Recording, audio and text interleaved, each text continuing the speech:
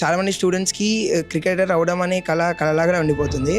మీరు అండర్-19 వరకు వెళ్ళి sudden turn to movie industry ఎలా అయింది? Was the reason behind it? ఇప్పుడున్న జనరేషన్కి మనకు ఆపర్చునిటీ చాలా విపరీతంగా పెరిగిపోయింది. మాకప్పుడు ఓన్లీ 50-50 టెస్ట్ మ్యాచ్లు ఉండేవి. ఎలా అప్రోచ్ అవ్వాలో కూడా తెలియదు. కొంతమంది కోచ్లు వీళ్ళు కనిపిస్తారు, వాళ్ళ త్రూ కొన్ని లీగ్లు ఆడే అవకాశాలు వస్తాయి.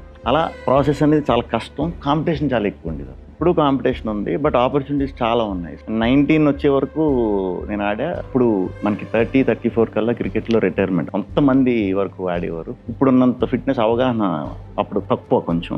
దాంతో ఏంటంటే ఒక 30-35 వచ్చేసరికి రిటైర్మెంట్ అనమాట. ఇప్పుడు నేను కొంచెం మన క్లారిటీతో ఉండేవాడిని. మనం బాగా డీప్గా ఏదైనా ప్రయత్నం చేసి అది అచీవ్ అవ్వలేదంటే కనుక మనం కొంచెం డిస్టర్బ్ అయ్యే అవకాశం కూడా ఉంటుంది. సో ఛాన్స్ అయ్యింది, ఇంకో రెండో ఛాన్స్ తీసుకున్నా. రెండో ఛాన్స్ నాకు ఏదైనా చేయగలుగుతాను దేంట్లో అన్న కొంచెం నాలెడ్జ్ ఉంది అంటే సినిమా ఇష్టం. So cinema